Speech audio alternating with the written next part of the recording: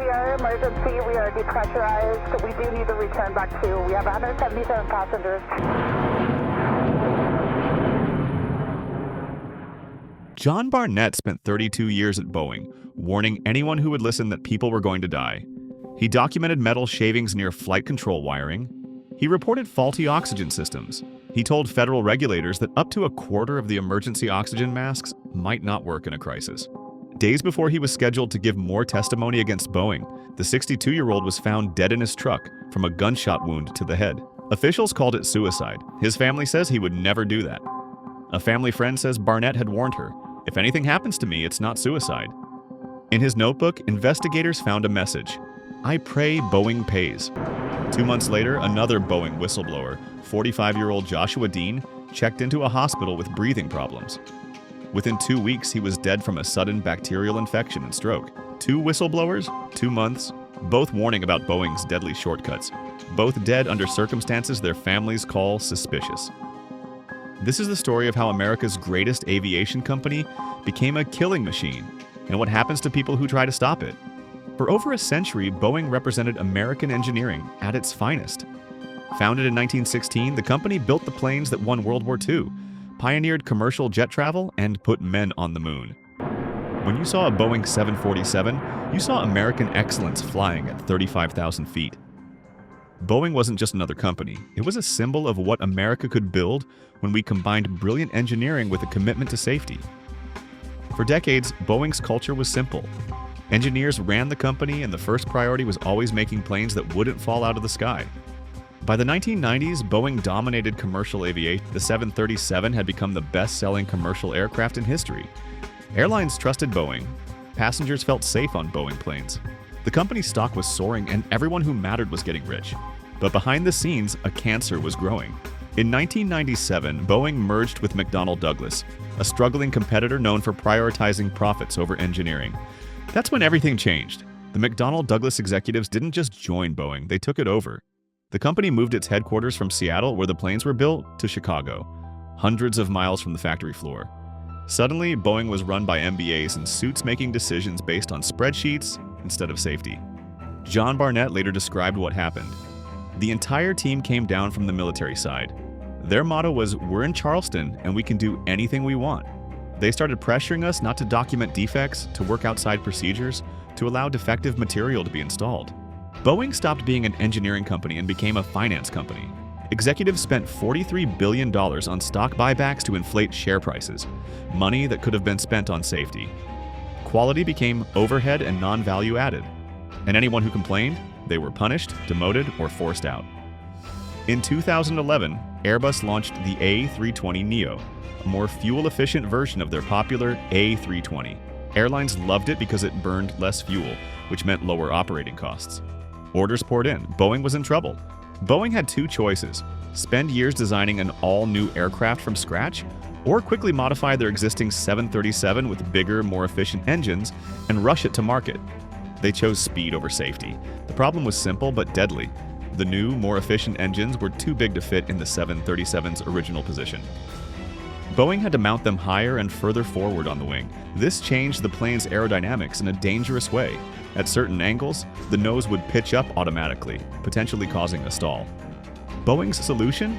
A new automated system called MCAS, Maneuvering Characteristics Augmentation System, that would automatically push the nose down if sensors detected the plane was pitching up too steeply. It seemed like a clever fix. It was actually a death sentence. Here's what made MCAS so deadly. It relied on a single sensor. If that one sensor failed and sent bad data, MCAS would force the plane into a nosedive over and over again, while pilots fought desperately to regain control. Even worse, Boeing made a calculated decision. They didn't tell pilots about MCAS. The system didn't appear in training manuals. Pilots converting from older 737s to the new 737, Max learned about the plane in a brief iPad course. There was no simulator training required. Why? Because requiring simulator training would cost airlines money and time. It would make the 737 MAX less attractive to buy. Boeing's executives prioritized sales over safety, and they hid a potentially deadly system from the very pilots who would need to know about it to save their passengers' lives.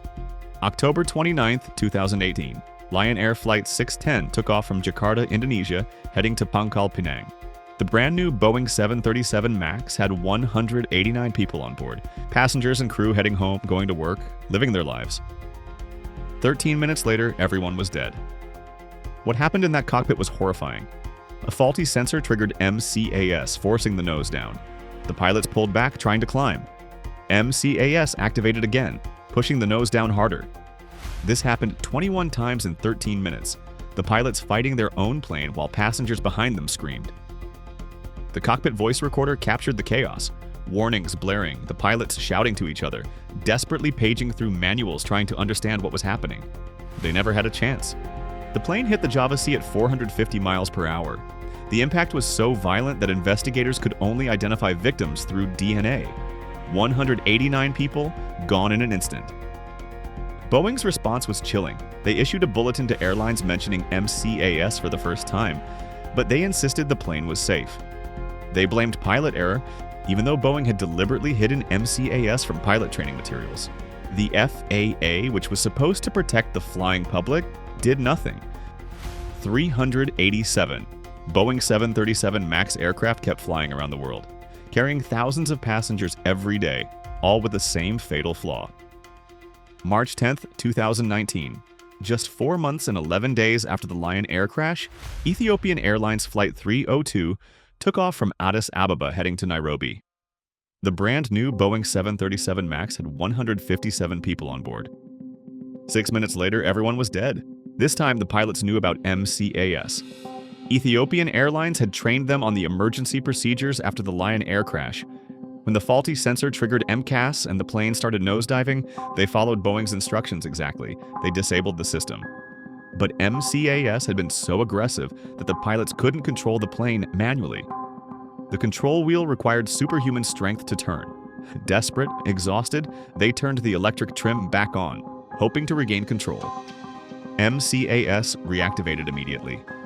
On the cockpit voice recorder, investigators heard the first officer screaming, "Pitch up! Pitch up! Pitch up!" as MCAS relentlessly pushed the nose down. Those were among his last words. The plane hit the ground at over 500 miles per hour, digging a crater 45 feet deep. The impact was so catastrophic that the largest piece of wreckage found was the size of a car door. Nadia Milleran's 24-year-old daughter, Samia Stumo, was on that flight. "I know that she wasn't afraid of flying at all until the last 6 minutes of her life," Milleran said. "That's just a horrible betrayal that Boeing and the FAA caused for this person, the last moments of their life." After the second crash, the world finally acted. Country after country grounded the 737 MAX. The United States was one of the last, waiting until political pressure became unbearable. On March 13, 2019, all 387 Boeing 737 MAX aircraft worldwide were grounded. Investigations revealed Boeing's deception went deeper than anyone imagined. Internal messages showed employees mocking regulators and joking about deceiving them. In one message, a Boeing pilot wrote, "I basically lied to the regulators unknowingly." In another, a Boeing employee wrote about MCAS. "This airplane is designed by clowns who in turn are supervised by monkeys." Boeing knew. They knew MCAS was dangerous. They knew pilots needed training. They knew hiding it was fraud. But they calculated that paying fines and settlements would be cheaper than doing the right thing. They were wrong, but only because they got caught. And even then, not a single executive went to jail. While Boeing was dealing with the 737 MAX disaster, another crisis was brewing at their factory in Charleston, South Carolina, where they built the 787 Dreamliner. And the man warning about it was quality manager John Barnett. For 7 years, Barnett documented and reported serious safety problems. He found metal shavings near flight control wiring, debris that could cut wires and cause a catastrophe. He discovered that up to a quarter of the oxygen systems weren't working properly. He reported that defective parts were being installed without being fixed. Boeing's response was predictable. They punished him. They gave him bad performance reviews. They moved him to worse shifts. They made his life miserable for refusing to look the other way, while planes left the factory with potentially fatal defects. In 2017, Barnett retired and filed a whistleblower complaint. He spent the next 7 years battling Boeing in court, trying to hold the company accountable. In January 2024, after the Alaska Airlines door plug blowout, Barnett gave an interview to TMZ. "This is not a 737 problem. This is a Boeing problem," he said. "What I've seen with the door plug is what I've seen with the rest of the plane in terms of jobs not being completed properly, inspection steps removed, issues being ignored." 2 months later, Barnett was dead. March 9, 2024 started as a stormy Saturday in Charleston. John Barnett was scheduled to continue his deposition, giving testimony under oath about Boeing's safety failures. His attorneys were waiting at the law office. Barnett never showed up. When he didn't answer calls, they asked hotel staff to check on him. Barnett was found in his bright orange Dodge Ram pickup in the Holiday Inn parking lot, dead from a gunshot wound to the head. A gun was in the vehicle. Police found what appeared to be a suicide note. The Charleston County coroner ruled it suicide within 48 hours, unusually fast for such cases. Police said it was self-inflicted and closed the investigation, but the details didn't add up. Barnett's family says he was in good spirits, looking forward to finishing the case. His attorneys said they didn't see any indication he would take his own life. The timing, right in the middle of his testimony against Boeing, seemed impossibly convenient. Jennifer, a family friend, told reporters that Barnett had explicitly warned her, "If anything happens to me, it's not suicide." In Barnett's notebook, investigators found a message. "I pray Boeing pays." Does that sound like someone about to give up? His family filed a wrongful death lawsuit arguing that Boeing's years of harassment had driven him to despair. Boeing had threatened to break John, and break him it did, their attorneys wrote. But questions remained. Did Boeing break him? Or did someone make sure he wouldn't testify? 2 months after Barnett's death, another Boeing whistleblower fell ill. Joshua Dean, 45, was a quality inspector at Spirit Aerosystems, the Boeing supplier that makes 737 fuselages. He had been warning about production defects on the 737 MAX, including problems with the door plugs. In late April 2024, Dean checked into a hospital with breathing problems. Doctors diagnosed him with both influenza B and MRSA, a dangerous antibiotic-resistant bacterial infection. His condition deteriorated with shocking speed. Dean developed pneumonia, then suffered a stroke. On May 1, 2024, exactly 53 days after Barnett's death, Joshua Dean was dead. He was 45 years old and had been in good health before suddenly contracting 2 serious infections simultaneously. Medical experts say the odds of a healthy 45-year-old dying from this combination within 2 weeks are extraordinarily rare. The timing was chilling. 2 Boeing whistleblowers, 2 months, both testifying about the same safety problems, both dead. After Dean's death, more than 10 new Boeing whistleblowers came forward. But now they were terrified. They saw what happened to Barnett and Dean. They knew speaking up might cost them everything. But they also knew that if they stayed silent, more people would die. The message was unmistakable. Boeing whistleblowers don't live long enough to see justice. January 5, 2024. Alaska Airlines flight 1282 took off from Portland, Oregon, heading to Ontario, California. It was a routine flight on a nearly brand new Boeing 737 MAX 9, delivered to Alaska Airlines just 2 months earlier. 6 minutes after takeoff at 16,000 feet, there was an explosive bang. A door-sized panel, called a door plug, blew out of the left side of the fuselage, leaving a gaping hole open to the sky. The decompression was instantaneous and violent. Passengers' phones, clothing, and belongings were sucked out of the plane. The roar was deafening. Oxygen masks dropped. Children were screaming. A boy's shirt was torn completely off his body by the force. Miraculously, no one was sitting in the seats right next to the door plug. If someone had been sitting there, they would have been sucked out of the plane and fallen to their death. The pilots managed to safely land the plane back in Portland. 8 people suffered minor injuries. Everyone survived. But it was pure luck that no one died. The NTSB investigation revealed stunning incompetence. 4 bolts that were supposed to hold the door plug in place were missing when the plane left Boeing's factory. Not loose, completely missing. Boeing had removed the door plug to fix damaged rivets, then reinstalled it without the bolts. They had no record of who did the work, no paperwork, no documentation, no inspections. The plane was delivered to Alaska Airlines with the door held in place by nothing but hope.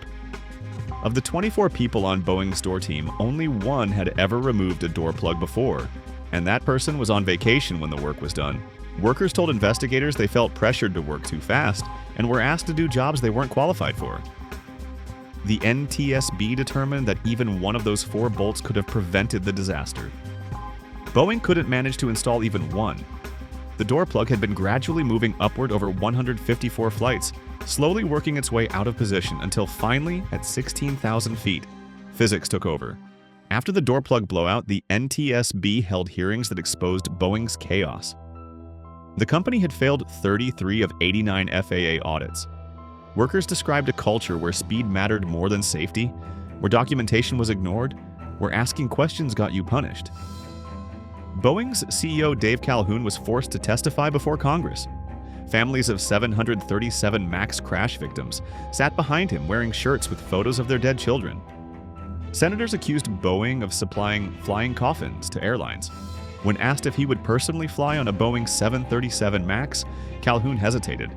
That pause told America everything it needed to know. Boeing paid $2.5 billion in settlements. Executives kept their bonuses. Not a single person went to jail. The company promised reforms, better oversight, renewed commitment to safety. But John Barnett and Joshua Dean, the 2 men who tried hardest to force those changes, were both dead. Here's what we know for certain. 346 people are dead because Boeing executives decided profit mattered more than safety. 2 whistleblowers who tried to expose Boeing's deadly practices are dead, under circumstances their families call suspicious. Boeing failed 33 of 89 federal safety audits. A door blew off a plane because Boeing forgot to install 4 bolts. Internal messages show Boeing employees admitted to lying to regulators, and not a single executive has gone to jail. Today, Boeing 737 MAX planes are flying again. The door plugs still aren't fixed. A new backup system won't be certified until 2026 at the earliest. Boeing is still fighting lawsuits, still facing investigations, still failing audits. Whistleblowers are still terrified because they know what happens to people like John Barnett and Joshua Dean. You want to know the really terrifying part? Every single day, hundreds of thousands of people board Boeing aircraft and trust their lives to a company that has proven, repeatedly, that stock prices matter more than whether you land safely. John Barnett spent 32 years trying to save lives. In his final interview, he said, "This is not a 737 problem. This is a Boeing problem." He died 2 months later. Suicide, they said. His family doesn't believe it. His notebook said, "I pray Boeing pays." Nah. So here's my question for you. Do you believe John Barnett killed himself? Do you think it's just a coincidence that 2 Boeing whistleblowers died within 2 months? And the next time you board an aircraft, are you going to check if it's a Boeing? Because Boeing is betting you won't. They're betting you'll forget about the 346 dead. They're betting you'll forget about Barnett and Dean. They're betting that profit still matters more than your life. Are they right?